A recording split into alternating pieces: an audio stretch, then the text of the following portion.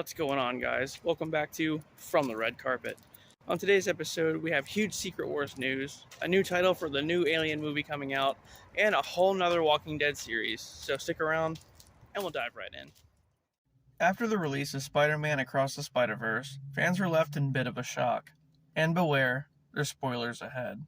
As the film geared up for a final confrontation of Miles facing off against the Spot, the film just ended abruptly, stating that it would continue. This, however, was always the plan. Even back when Across the Spider-Verse was first announced, it was marketed as Across the Spider-Verse Part 1, leaving no question about a third film in the future. As time went on, though, Across the Spider-Verse Part 2 became known as Beyond the Spider-Verse, so it really shouldn't be such a huge shock that the current one ends on a cliffhanger. Anyway, Beyond the Spider-Verse is set to release on March 29th, 2024, so we only have a few months to wait. Speaking of Miles, his live-action debut is right around the corner. As Spider-Man 4 is currently in the works, it had to come to a screeching halt thanks to the writer's strike, so that sucks. However, we do have an update as to when Miles Morales is set to show up. A while ago, I was talking about the Sony Spider-Verse and how Sony was building up to a shared universe and possible Sinister Six movie, with Andrew Garfield as its Spider-Man. We know that the Vulture ended up in the Sony-verse due to the events of No Way Home, and with the Kraven film on the way, we now have Kraven, Venom, Morbius, Vulture, and whoever else will be involved. Also, don't forget about the Madam Web movie, which will also deal with the multiverse. Anyway, my point being that Sony may transition the animated Miles into the live-action films, and he may be the Spider-Man of the Sonyverse. And that would be pretty crazy. I'm not exactly sure what that would mean for the MCU, but if Sony and Marvel Studios still have their deal, then Miles could take over for Peter in the MCU going forward. Mephisto may already be in the MCU. Back in Loki Season 1, in the Void it showed us a derelict Avengers tower which said the name Kang. This was a reference to Kang Enterprises, a company started by a Kang variant named Mr. Griffin, leading us to believe that Kang was the benefactor who bought the Avengers tower from Tony Stark in Spider-Man Homecoming. But, as of now, it may have been someone else entirely. We'll learn more about this in the Ironheart series, where Mephisto will make his MCU debut, played by Sacha Baron Cohen.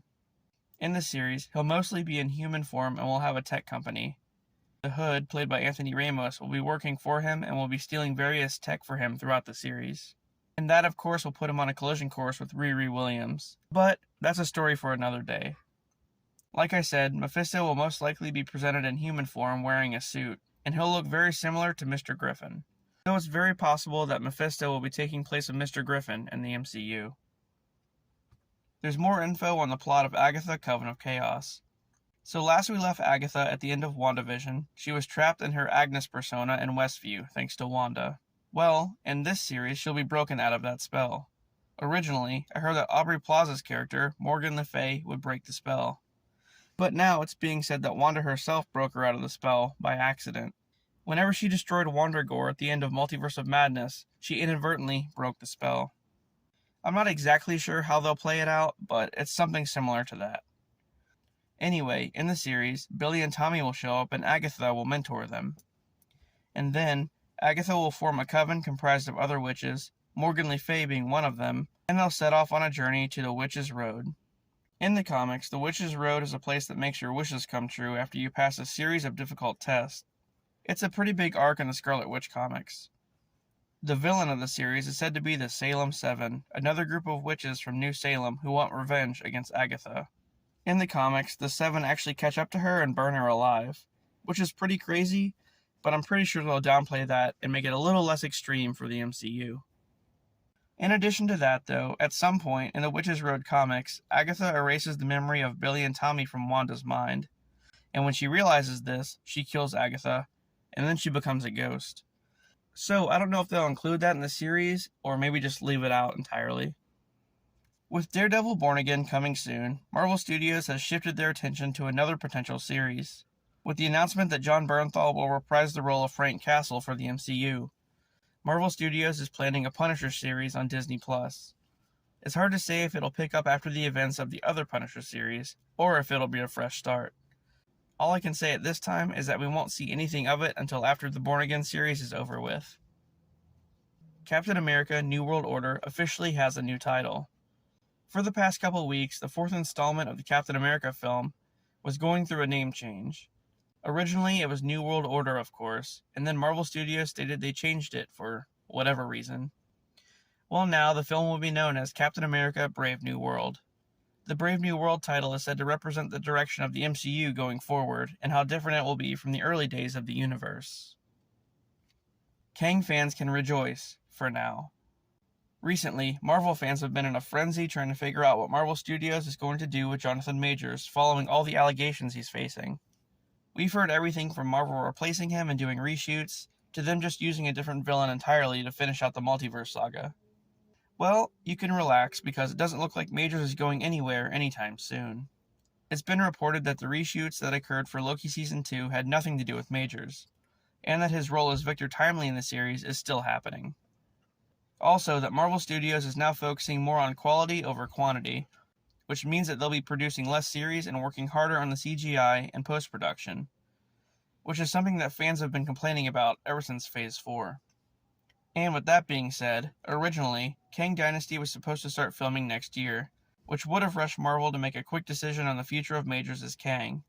But with this new business model they're going with, they can take their time with things, and the worst case scenario is that we get Kang Dynasty a little bit further down the road. But you know what? If Majors is staying on as Kang, that's a sacrifice I'm willing to make. So we have some pretty big news for Secret Wars. Avengers Secret Wars will be the culmination of the multiverse saga as a whole. However, leading up to this, we'll have Kang Dynasty, where the current heroes of the MCU will face off against Kang and try to stop him from taking over. This, of course, will be the final straw in the breaking of the multiverse, and the Avengers will probably lose.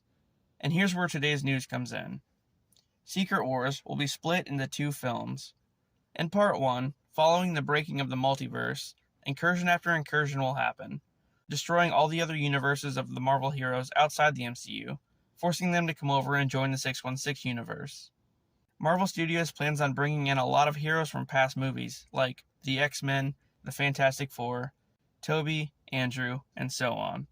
Then, in Part 2, all of these heroes will have to band together along with the ones we know and love to face off against the Council of Kangs. It's undetermined at this time if they'll get sent to a planet called Battleworld, or if the Earth of the 616 universe will serve as the battle area.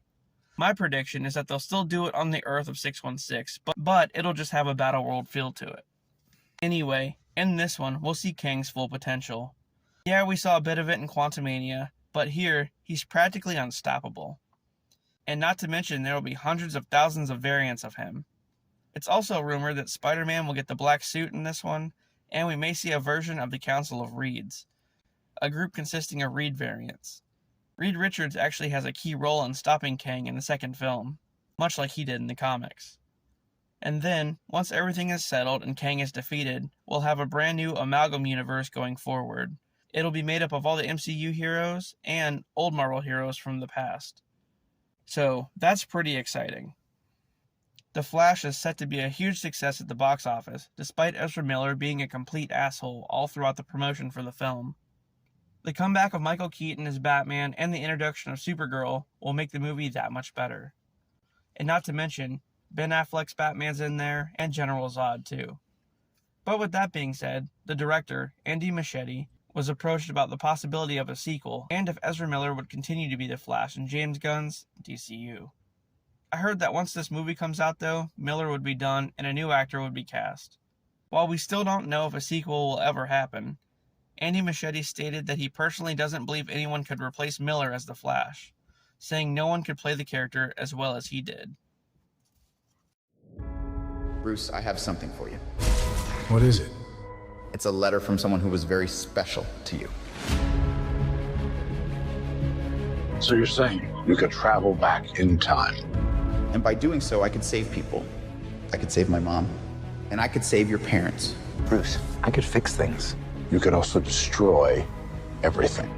If you were to go into the past, you have no idea what the consequences could be. This can't be happening. I completely broke the universe. You are not alone. We've been waiting for you. We'll need Superman. Now if you get this Superman, then you're on your own. Wait, he's Batman? What did you think we were doing here? When you found me in that hole that they put me in, I got you. why did you help me? Because you needed help. This world must die. You know what this symbol stands for. It means hope, right? I will help you fight off. You want to get nuts? Let's get nuts. Are you ready? Ready. Let's go. Since you went back and changed the past, you changed the future. I have to undo what I did. I love you, Bob. I love you too. These scars we have make us who we are. I'm not meant to go back and fix them. I'll let your tragedy define you.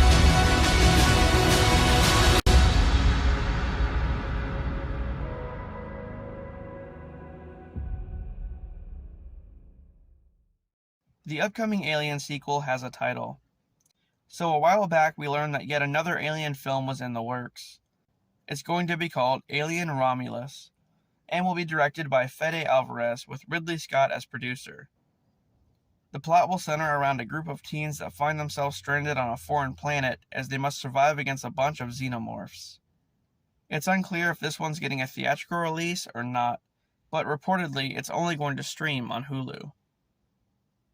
And lastly, guys, we have another Walking Dead spin-off on the way.